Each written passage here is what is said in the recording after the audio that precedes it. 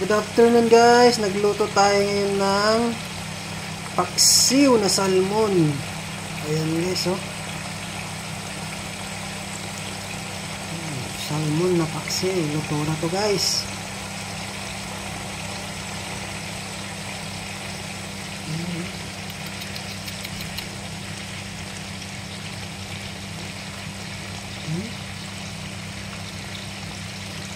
Mataba siya guys, oh.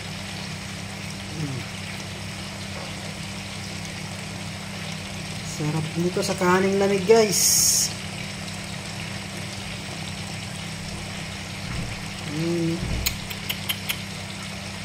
Merry Christmas guys sa inyong lahat at sa aking mga mababait na followers.